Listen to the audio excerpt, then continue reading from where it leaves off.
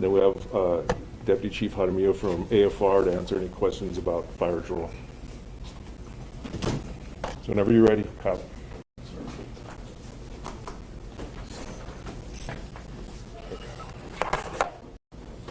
You guys all ready?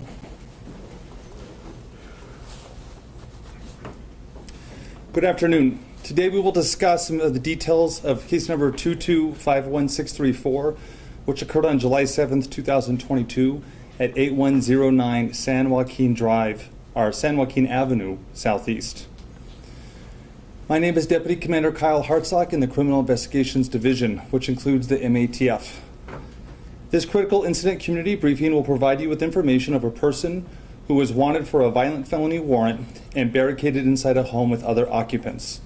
During his arrest, the home caught fire and a 15-year-old was found deceased inside. No gunshots were fired by anyone during this incident. You're about to see relevant police video, audio, and even drone and robot footage today, and learn about other evidence and police procedures related to the case so you can have a better understanding of what occurred based on what we know right now. The Albuquerque Police Department conducts very thorough criminal and use of force investigations, which typically require investigators to interview multiple witnesses, review hours of video footage, and analyze a significant amount of forensic evidence. We're still at the early stages of this investigation, which can often take several months to complete. Our understanding of the incident may change as this additional evidence is collected, analyzed, and reviewed.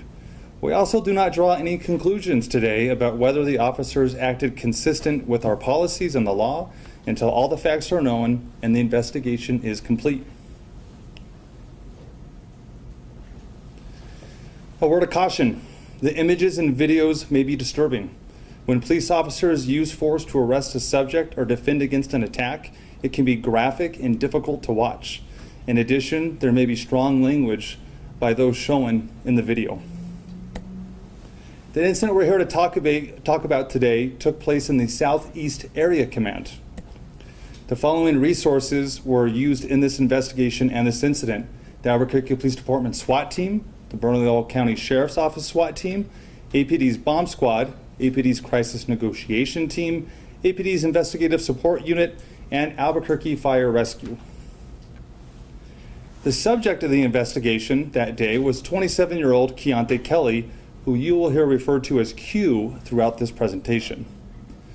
Also involved was 15-year-old Brett Rosenau, who would eventually be identified in the home during this entire incident and would be found deceased when the house was eventually searched by the fire department. At the time, he did not have any warrants for his arrest, and we did not know his identity until several hours after his death had been reported. Neither Kelly or anyone we interviewed on scene that night or that morning told us the name of Brett. Investigators didn't know that on July 7th, the day of this incident, but have since discovered that Brett was the subject or the suspect of a shooting that took place 5 days earlier around July 1st. The firearm from that shooting was found during this incident. It was found on the passenger side of a car where Brett was seated when he arrived at the house with Kelly earlier in the day on July 7th. Eyewitnesses after this date would also pick Brett out from a photo lineup, identifying him as the shooter of the incident on July 1st. There was a series of crimes that led our investigators to believe that Kelly was involved in a violent streak of crimes that all led up to this incident on July 7th.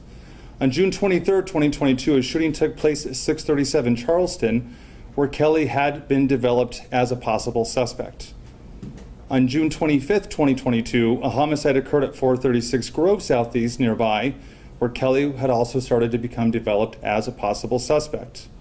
The incident we're here to talk about today on July 7th took place at 8109 San Joaquin Avenue Southeast. Again, most of these addresses are all in the same general vicinity as you can see on the map above. This image is a more close-up 3D version of the actual house that's circled in yellow that this incident would take place that day over several hours, which is 8109 San Joaquin Avenue Southeast. A little bit of a timeline, and we're gonna sparse in video and audio when appropriate. But on July 7th at about 12:40 p.m., detectives with our investigative support unit observed Keontae Kelly on a bicycle in the neighborhood near 8109 San Joaquin Avenue Southeast. About 18 minutes later, about 12:58 p.m., detectives observed Kelly in front of 8109 San Joaquin.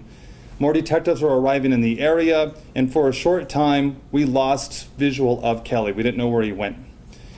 Detectives then observed Kelly arrive later on that day in a vehicle and park in front of the house at 8109 San Joaquin Avenue Southeast. Inside the passenger seat was who we now know 15-year-old Brett Rosenau.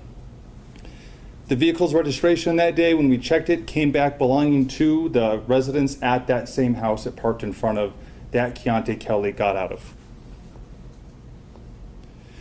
Surveillance continued on that house. Multiple people besides Keontae and Brett were seen coming in and out of the house throughout the afternoon.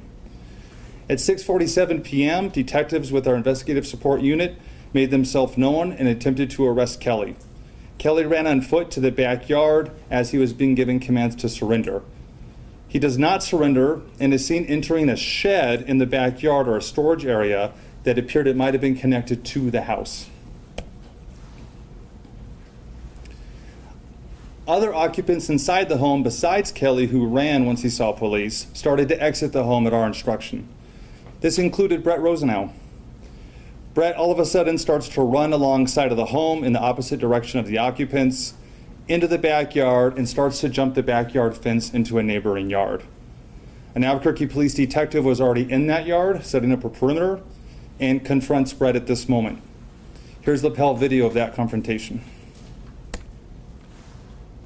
The audio will kick in a second. It looked like it would be made. 1030, jump into the north. Police, hands up! Police, hands up!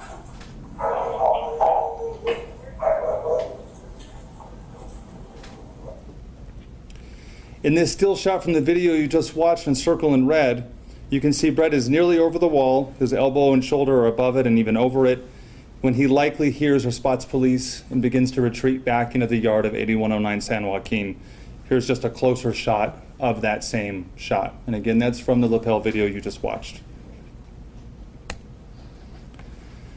Around 7 p.m., detectives had established a secure perimeter. They've had what they believe are most of the occupants exit the house, and they contacted the SWAT team. SWAT began to review the incident and allocate resources to respond as detectives continued to hold the perimeter and make loud announcements for all the occupants to surrender and come out of the home. No one surrenders or leaves the home after that initial contact. At 9:18 p.m., a judge signs a search warrant to enter the home to effect the arrest of Keontae Kelly. At 9:45 p.m., SWAT officially relieves the detectives on scene of the perimeter and the responsibility to now arrest Keontae Kelly. Early on in the incident, radio traffic between the SWAT tactical members talked directly about the possible age of the juvenile that was seen going back in the home, because again, no one knew who he was, and the plan to possibly rescue him, because they believe he might be an unwilling participant in this situation. You're going to hear them use the term HR, which is short for hostage rescue. We're going to play some of that audio now. Based on the information of the 1030 being inside, I'm thinking HR-related purposes. So if we get any information that the kid is being held against his will, or the suspect has a firearm and is holding the kid against his will, I would like 2 entry points.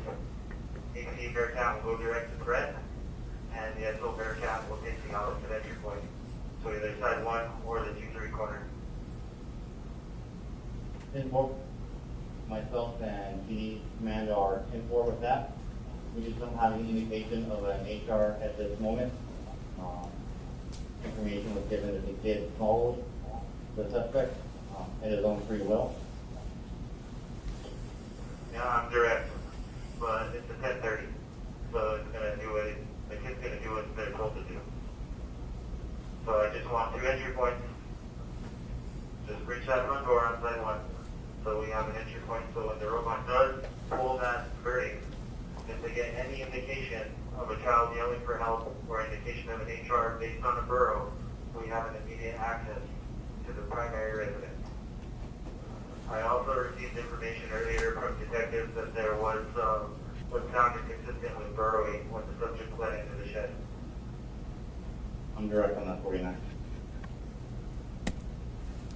Around 10:32 p.m., a remote-controlled robot controlled by the Albuquerque Police Department bomb squad is used to open up that covering of the shed in the backyard where detectives believed both Kelly and the juvenile, Brett, had retreated to when that initial contact happened. The yellow arrow is showing you approximately where that shed is in the yard. And we're doing this to kind of set up the pictures and videos you see so you can understand where you're at when you're seeing them. This is just a still image, it's not a video. The robot does successfully pull that tarp to the side or down and is able to view inside. The operators are able to look inside with video and somewhat move around. They don't see anybody in this storage area, although there are things inside of it, but they do see what they think is a hole that possibly could connect from the storage area to the inside of the home. Around 11 p.m., a remote-controlled drone, also by our bomb squad, enters the home looking for any occupants. The arrow is showing you at what entry point of the home the drone enters in. We're going to show you part of this video. At the end of the video, it does cut off because the drone actually hits an object and crashes, and it's not recovered. But the video was live transmitting and it was recording during that time. Here's some of that video. There is no audio during these drone videos.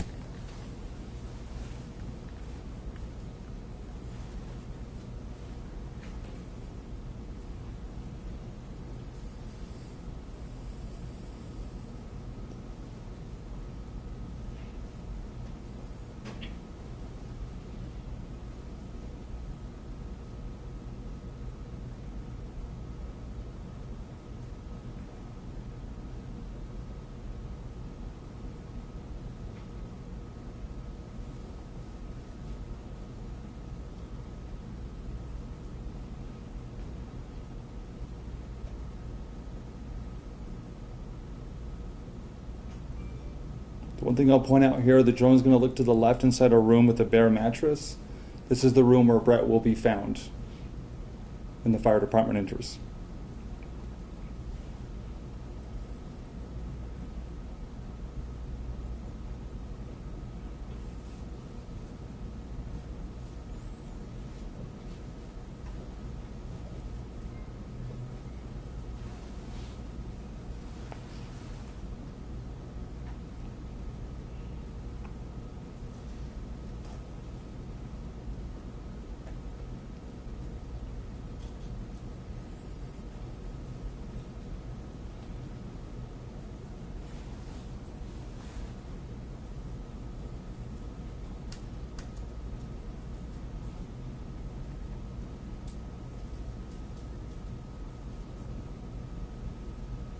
And that's where that video ends. Around 11:14 p.m., a lieutenant with our SWAT team starts to talk to the homeowners about their knowledge of who is inside the home. Here's the PEL video showing part of this interaction. Real name U.S. 971 for some violent crimes. Okay. So Q was seen going into that back area, and then they described him as a child, anywhere between ages of like 9 and 14. They said it was more like a small teenager. They said that he followed him in, and then we gave him that, he hasn't come out. So then I can talk to you about it. So you said that there's two individuals in the house? Possibly, yeah. Possibly or for sure. Detective saw them going there. Okay, but the thing is, the drone just went in there. Yeah. Is he still in there? So we have to take steps, we have to go slow. And I know that doesn't help any of the frustrations of the nervous system anxiety, but we have to go super slow. So I can tell you everything was done. So they saw him go into that back portion of the house. There's like a blue tarp on the wall. Yeah, felony in the house. I know. But it looks like there might be like a blurred portion of that wall. Like it looks like there's a portion of that wall that might be filled out. So these are the steps that we take. So what we did was, as I said, we go slow and we try to be as least intrusive as possible.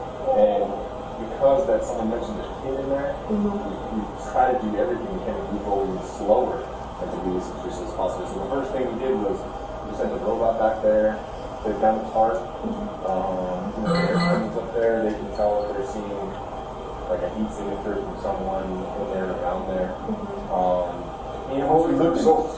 Yeah, they saw a heat signature by the front door, by the door right there. From around 7:40 p.m. until 3:05 a.m. when this incident starts to come to an end, our crisis negotiation team consulted, planned, and took over the primary communication attempts with any occupants inside the home. During this time, 83 phone calls, 2 text messages, and 1 voicemail were transmitted to a police-owned phone that was placed inside the residence. We never received any response. The homeowners even recorded a voicemail for Kelly, which we sent to the phone, and we'll play that voicemail for you now. So again, this is the homeowners recording it for the purposes of getting the occupants to surrender. Q, this is Mama Bear. I need you to give yourself up. We're all sitting out here waiting for you to come out. Okay? I need you just to surrender. We want you alive, okay? Don't give them any reason to do anything to you. We're waiting on you.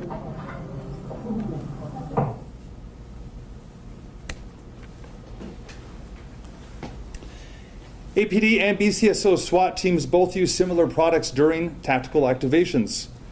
Both teams use combinations of these 3 devices during this incident. The first I'll explain is called a noise flash distraction system. This is a hand-deployed, non-fraggable grenade that emits a bright flash and a loud bang. This device is utilized as an attention gainer and, in rare instances, a distraction device to limit an assailant's ability to take adverse action towards law enforcement. The second item, a 40 millimeter OCCS or a ferret round. These are projectile rounds fired from a handheld launcher that are designed to penetrate immediate barriers such as windows. They're fired in an upward trajectory through openings in a structure so that the risk of striking a person is mitigated. They rupture on impact and disperse powdered chemical irritants in approximately a 3 meter, about a 10-foot radius, rendering that area uncomfortable to remain in.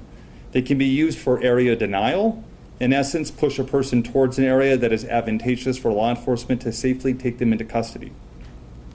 The third item on the far right is a CS tri-chamber. This is a handheld deployed, flameless, chemical irritant dispersing grenade. It disperses a gaseous form of chemical irritant that provides a greater area of discomfort than that of a ferret round. These are typically used after ferret rounds when ferret rounds have not attained the desired response from the involved individual. Like ferret rounds, they are utilized for area denial and to make areas within a structure uncomfortable to remain in so that they will come out of the structure where law enforcement can safely take them into custody. The typical time of that a chamber emits chemicals is from a minute to several minutes. From 10:44 p.m. to 12:26 a.m., multiple NFDDs, ferret rounds, and tri-chamber canisters were introduced around and into the home. This map shows the approximate placements of these devices. APD and BCSO both deployed these rounds depending on their placements around the home. The NFDDs were placed here, shown as the red triangle. Ferret rounds were here as the purple stars. And in this first time period, 1 tri-chamber was deployed. You can see it as the green diamond. And again, that's 10:44 p.m. to 12:26 a.m. The shed of interest, again, was right here on the back part of the house. Around 12:29 a.m., at the end of some of these chemical deployments that we just showed you, Kelly comes out of the shed. That same area in the backyard we just pointed out, and starts just laying on the ground for several minutes. He does not respond to any of the commands from police to surrender or just do anything we're asking him to do. He eventually stands up and disappears back into the structure. Drone video from our department captures part of this. Again, there's no audio on the drone videos, but we'll play it for you now.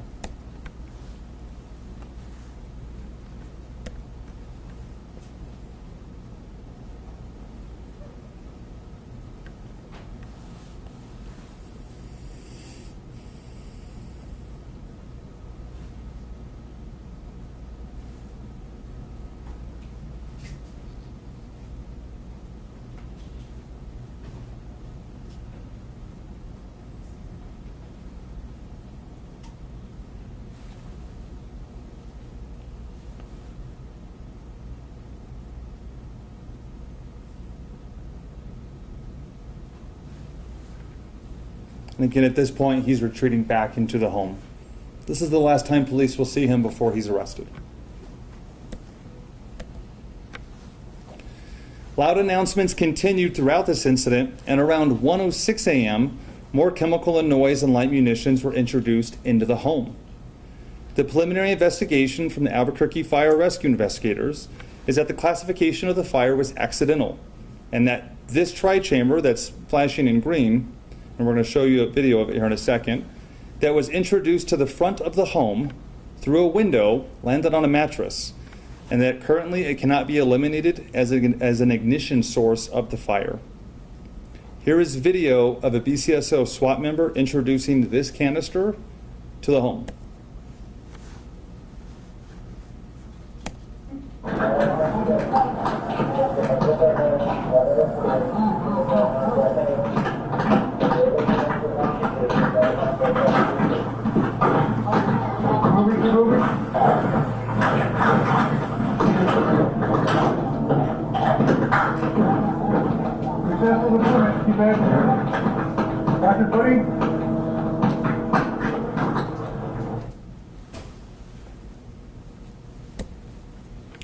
Announcements continued outside of the home, asking the occupants to exit. No one does. Around 2:31 a.m., smoke or gas can be seen starting to exit the home. In this video taken from the street, which also captures some of the announcements that were being given. We'll play those announcements for you now.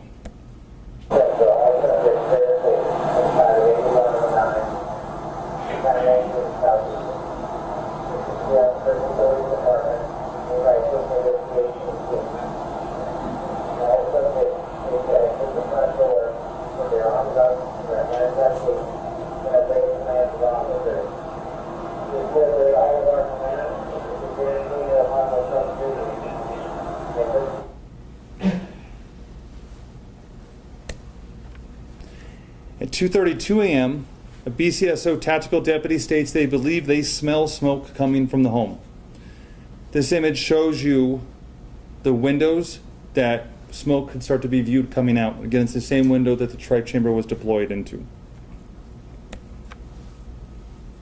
At 2:36 a.m., AFR is asked by the tactical command to start sending an engine to the scene to help investigate the smoke. At 2:45 a.m., announcements continue on the home for people to exit. At the same time, a small armored tractor used by tactical teams called a Rook attempts to create an opening on the front of the home. During all this time that the smoke's coming and the announcements and the Rook is doing minor construction on the front of the home, no one exits. At 2:47 a.m., a drone with an infrared camera tries to investigate where the smoke is coming from. Here in that video, you can see the tri-chamber canister on a mattress with smoke emitting from the area. Again, in an infrared camera, it's going to show heat sources. It's going to show up as a real dark black color when you watch this. The preliminary investigation believes that this is the same tri-chamber that was thrown in at 1:06 a.m. It's approximately 1 hour and 41 minutes when this video is being taken. And by design and past performance of the tri-chambers, it should no longer be emitting gas.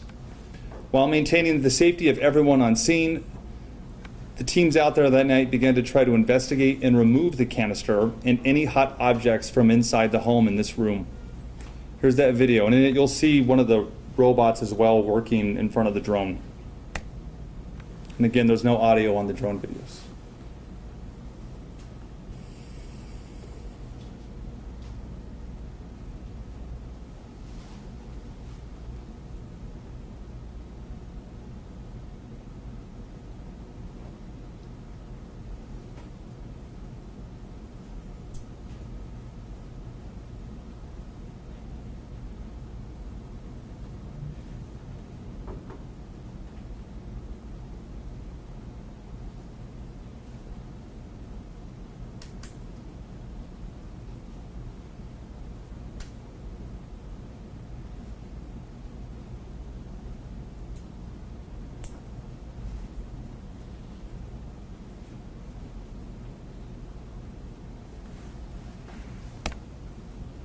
This is a still shot from the video you just saw, showing where we believe to be the tri-canister that is emitting smoke or some of the heat.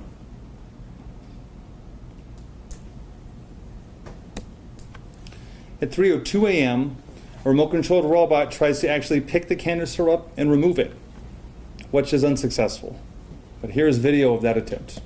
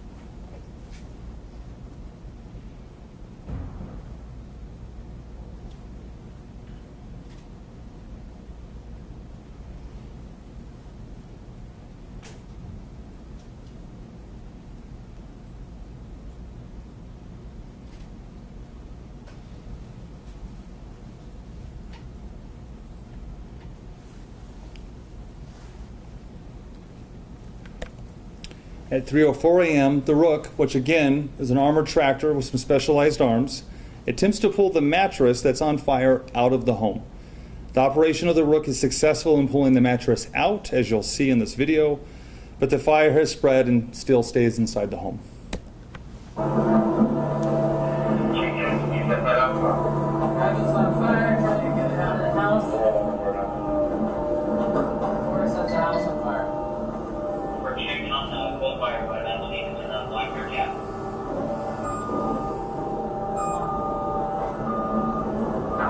Let's get it out.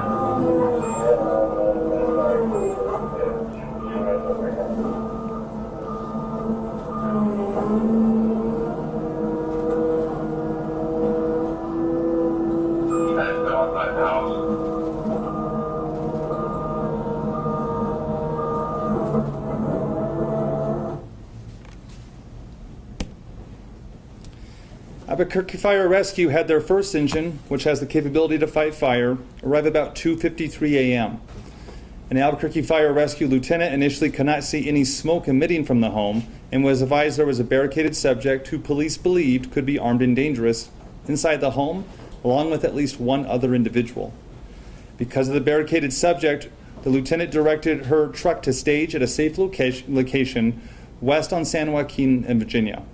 At 3:08, the driver of the engine notified the lieutenant that he saw flames coming from the area of the home, and the engine began to proceed closer to the perimeter established by APD while requesting a full fire dispatch from the AFR alarm room.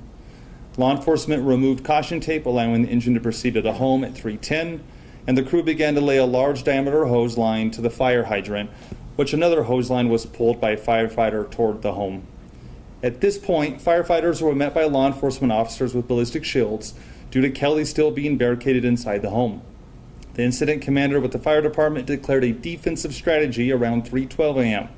A defensive strategy for the fire department is used when the incident commander determines that the conditions are unsafe for firefighters to enter inside of a structure and the fire is fought from the outside. In this incident, Kelly barricading himself inside indicated a high safety risk to firefighters, as the bunker gear worn to fight fires would not protect them from gunfire. In this fire defensive strategy, firefighters were able to begin to extinguish the fire by spraying water alongside law enforcement officers who were using ballistic shields to help protect them. Here are some of the police radio chatter on the police side as this plan goes into action. Sorry.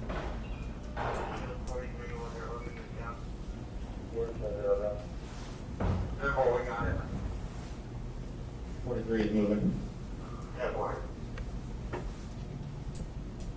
Team, start setting up shields.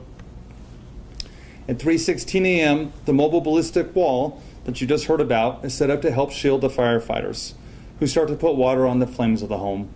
Here is BCSO lapel video showing that approach.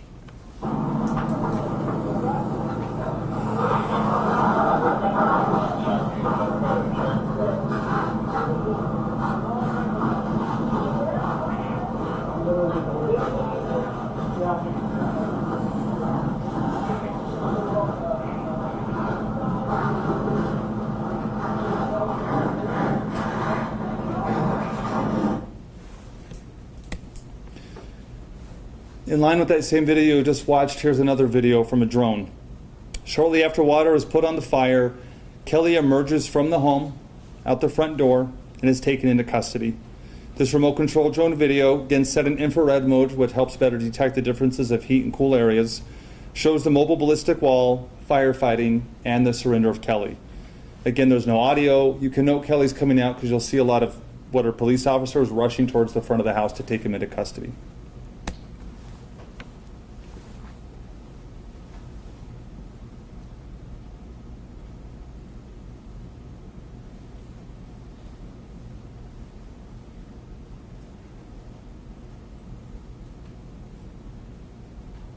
Right here.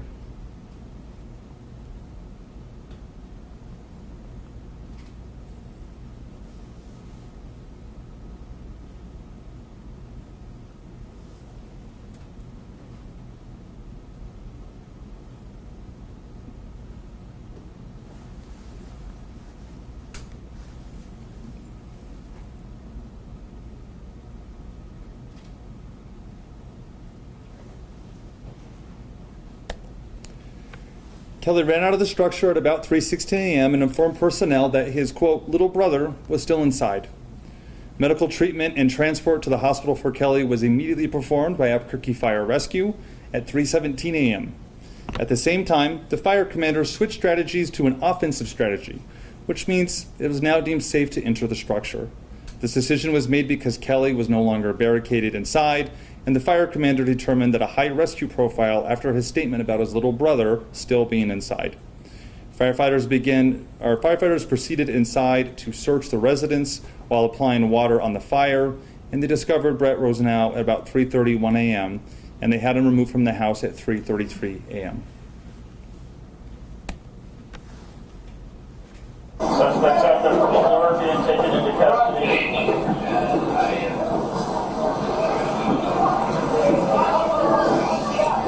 He's outside one.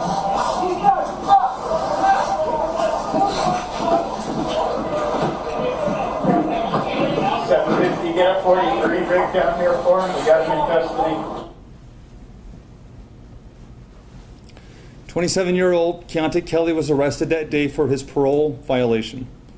On July 14th, 7 days after, a judge here in Albuquerque signed an arrest warrant that charged Kelly with the murder and robbery of Leonard Fresquez on June 25th, 2022.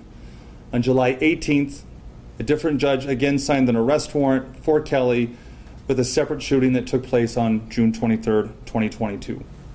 15-year-old Brett Rosenau was pronounced deceased on July 7th, and OMI has indicated in their preliminary findings that the cause of death was smoke inhalation. We give our condolences to the family of Brett Rosenau and Leonard Fresquez. Over the next several months, the Albuquerque Police Department will continue to investigate and analyze this incident.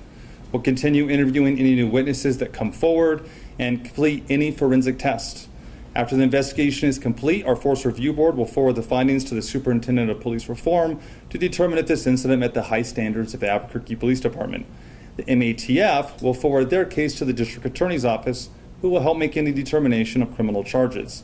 And in this incident, the Attorney General's Office has also agreed to assist in a review of the incident. At that, we'll try to answer any questions unless you want to cover anything else. Yep. Okay. Yes? Did that device start this fire? Do you guys want to add more than what I did?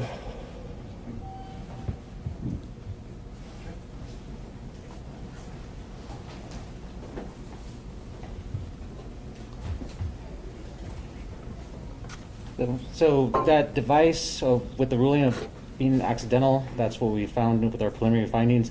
We're still continuing to going through additional footage that has been provided by APD. So at this time, the classification of that fire is ruled accidental, and we were unable to eliminate that device being an ignition source. All other ignition sources in the room were eliminated at this point. So that's where we're at in the investigation. Can you say your name and tell us who you are? Jason Ramirez, Captain of Albuquerque Fire Rescue, Fire Investigations. So if everything else was eliminated except this one item, we can say it is extremely likely that this is the item that caused the fire? Correct. Is there any other possibility? At this point in our investigation, there's no other possibility in that room of origin, in that area of origin.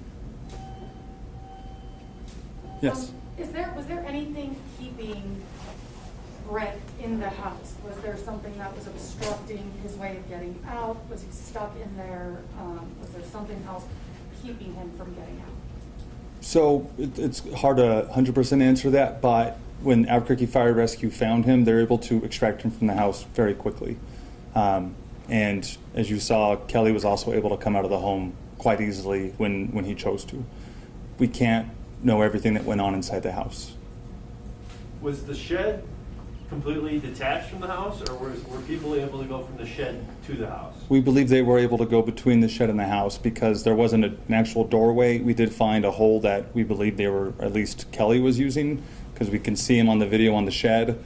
There's not a door, but he walks out the front door of the house. So we believe at least Kelly was actively using this tunnel, that the term burrowing that you see, that's what they're talking about, going back and forth with a man-made hole. And we saw Brett go in the house, and we never saw him at any point with the drones and the robots, and we at no point saw him until after they found him deceased. In our review up to this point, we have not seen him any other time, but we're still reviewing and investigating.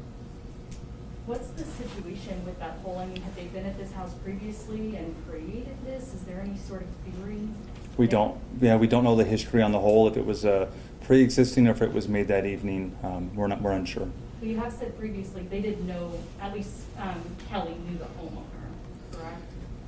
They're still under investigation. I mean, they pulled up in a car, registered to the home, went inside the home. The homeowner said they didn't know him, but then left a voicemail using his name. We're still trying to understand the prior knowledge. That day, we just knew we saw him and we wanted to arrest him, and he ended up choosing to go to that home. You mentioned the phone call. Who was that between?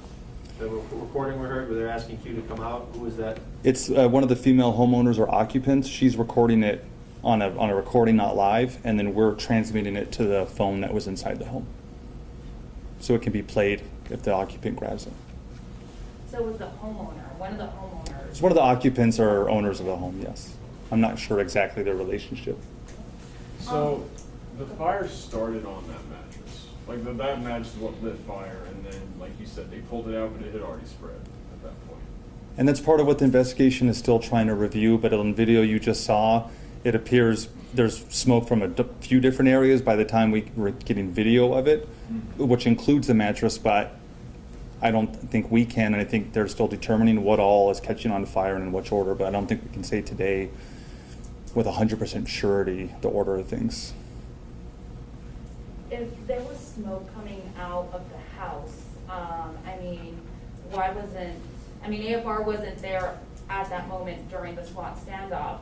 So why was AFR called a little bit later until you guys determined where that was?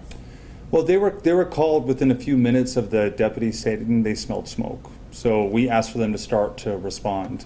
But, as in Chief Medina's remarks, he talks about this was a hyper unique situation that just police and fire did not encounter a whole heck of a lot. They were all trying to adapt as the night went on. So they were called, but then it was still unclear where's the smoke coming from, what is it coming from, what's the source of it, which is where you saw all the videos from robots and drones and rooks trying to understand what is causing this. Is it the occupant starting a fire inside? Is it something that we introduced to the house, or is it just something else completely that we have no idea what it is? The hard part is we can't just freely walk in the home without a lot of safety considerations for not just the officers, but anyone inside. So they're trying to slowly move, as you heard the lieutenant, as carefully but fast as they can, but it's balancing both those things at the same time. Will those tri-chambers continue to be used after this incident? I don't have an answer on that. Have they been used since this incident? I don't know the information on that. Didn't prepare for that, sorry. I can say, the tri-chambers are used by law enforcement throughout New Mexico and throughout the country. We're certainly looking at the use of those and what can and should be used through the whole investigation. So it kind of depends on what the investigation shows. Clearly, this was an issue in this fire that we've never experienced before, but we are looking at that as well as maybe other options for when we're dealing with a barricaded subject, what else can be done to mitigate that. So the department's looking at a lot of different options. Do you And know, have they been used since this incident? I don't know whether they have or not. And I don't know if Deputy Chief Hadamita wants to talk a little bit about the fire response and kind of when you got in. Did you want to add something to that? I think a lot of the, I'm Deputy Chief Emily Hadamio from AFR. I think a lot of the fire response was explained very well during the presentation. I think the question about the smoke, they were trying to determine, it was very light, so they could just smell it initially. So they were trying to determine the location of that. When our first arriving engine arrived on scene, they could not see smoke from where they arrived. But like he said, they staged because of the active scene, which is in our guidelines is how we approach a scene like this. And then we, like I said, we didn't see the smoke. We were kind of waiting for the determination from APD where that was. But then at some point, the crew did see flames, and then that's when they started to proceed closer and work with APD on trying to get closer to the scene. Did AFR make the decision to fight it defensively? Yes, our incident commander, which was the first arriving company, made the determination to fight defensively, meaning that we can put the water from outside of the structure into the structure to start putting that fire out based on the safety concerns of that scene for the firefighters. Kyle, I have a question for you. Were there any other injuries to Roosevelt found in the autopsy? Any other injuries? I know his cause of death was smoke inhalation. Was there anything else? We don't have the full report yet, so we rely on OMI, a separate state agency, to do that thorough review and provide that report, which will not only include injuries, manner, and cause of death, but will even include toxicology, so OMI can make a full picture determination on those. So right now we don't have it. How long could that take? The full report can take several months, but OMI could probably give you a better ETA on that. A different question just on parole violators. I know the conversation that I've had with you guys has been, we don't normally go after parole violators, but there was a belief that he was, or you wanted to question him, you believed he could have been connected to several other violent crimes that had happened within the city, so you needed to take action that night to get him into custody for fear that obviously he could commit other crimes potentially. Correct. If you had caught him in March when the parole violation paperwork, the warrant came out, 2 at least deaths could have been prevented. Is there a conversation at all about, looking at parole violators more closely, like right as soon as you find out that somebody's violated parole? Yeah, I mean, part of it's like really hypothetical. It's the Back to the Future kind of game. It's really hard to say exactly what would have happened, but of course, what I can tell you is our department, every division and unit, we look at drivers of crime because there could be crime almost everywhere, but how do you decide who the priority is? In this case, because those June incidents, we really believed Kelly was probably one of the most dangerous people in the city of Albuquerque operating right now. And he had a warrant that could at least get him in custody and we thought could make the community safer while also aiding in a homicide and a shooting investigation. So those things combined just helped prioritize him in our eyes to arrest. Was he on your radar in March at all as a driver of crime? I don't know department-wide. I know we came on homicide's radar in mid-late June, sometime around this time frame that it's going on. You said he did have a warrant on the day that the SWAT was initiated? He had a parole warrant, yes, from the Department of Corrections. But he didn't have a felony warrant issued at that time? It's a felony. It's a felony warrant. Okay. It's extraditable nationwide. It can carry up to more than a year in jail. It's definitely a felony warrant. Okay. It wasn't for a new crime, though. It was for a violation of his sentence. Okay. So. And then you mentioned Brett was involved in a shooting as well beforehand? Well, a gun was found by the passenger side of the car that they pulled up in. That gun was NIBIN tested, meaning we test fired and look at the casings and compare it to other casings we have, and it matched a shooting on July 1st. And so the only connection to Brett is that he was in the car where the gun was found? No, then we conducted a photo lineup with some of the witnesses and victims of that shooting on July 1st, and out of a photo lineup, they picked Brett as the person who shot them. This is a non-fatal shooting? It's a non-fatal shooting, but had Brett survived, he would have been charged with that shooting. How many people were injured in that shooting? I'm not sure, but I think we have the report that we're gonna Okay. give to you, so you can just have the investigation. Is there any reason to believe that Brett may have been held against his will in that home or possibly attacked by Q? We're still investigating that, but with the audio we played you at the time, it was definitely a consideration because the detectives and the SWAT officers didn't know, and so they were trying to prepare for either situation. And you could hear him. If we hear yelling or something indicating a child's in harm, we need to have a plan to speed up and go faster. So there was talk about it. We're still trying to understand all those things, and that's where we're working with MATF, the DA's office, and even the AG's office to help make any of those determinations. Do we know more about the relationship between Q and Brett? He called him a little brother, but we don't believe they're blood related. That's as much as we can definitely say right now. I know there's, this is going to continue as we complete the investigation. But when the things that you took us through with the drone going down and the failure to remove the canister and the ultimate failure to remove the mattress that's on fire, I mean, were these things that we can say were failures on the part of the police department as far as how we responded to this? Right now, we're presenting them as facts of what happened and just showing you the video and audio. We're not making determinations if they're failures or successes. That is literally what the internal investigation is going to help do, what the AG's office is going to help do. And on the criminal side, what a special prosecutor at the DA's office is going to do. We're not ready to make any determinations today. How about the methodology, how we are methodical about using these canisters? We thought he was in the shed, but you showed pretty clearly how we use them all around the house. Are those careful considerations on what we use and where we're using them, or I don't know, how are those decisions made? The SWAT incident commander makes those decisions in real time with lots of consultation and experience and training. But again, the decision of those deployments is also going to be reviewed as part of this internal investigation. So others are going to also look at it in hindsight, which is always tricky to make decisions. Was that right? Even if it was right, do we want to change it up or retrain or redo something if this were to happen again? We're open-minded to change. Was there a second attempt to pick up that canister? As I stand here today, I'm aware of this one. I don't know if there were others. You have received a lot of criticism, a lot of people from across the country blaming APD for killing a teenager. Is there a response to that criticism? We give condolences to the family. We didn't want that to happen. I don't think anyone wanted Brett to die that night, and he didn't deserve to die that way. And the chief's remarks, I think, echo that same message.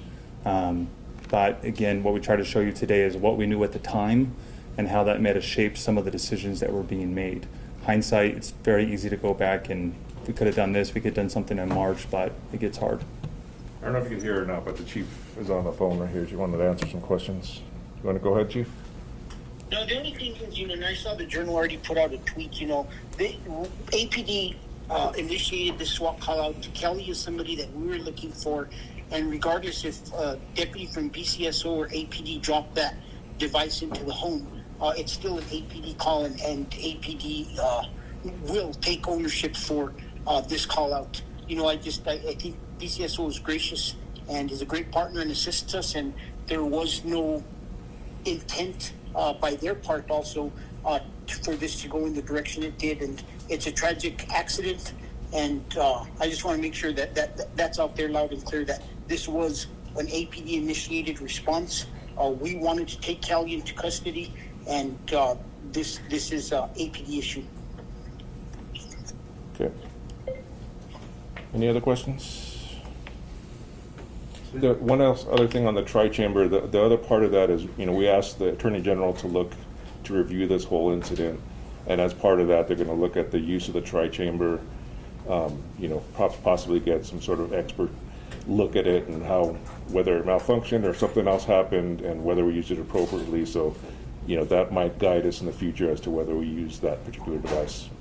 But no decision's been made yet? No. Anything else? Okay, thank you, everybody. That's tear gas, right, in those canisters? I honestly don't know enough to tell you it's tear gas, but it's designed to, we're saying it's not, but it's designed to make you uncomfortable and move out of a room, go to some other place where we think it's going to be safer. And the noise and light things, is it accurate to call those flashbangs? Yes. I think that's a common way to refer to them. Okay, thank you, everybody.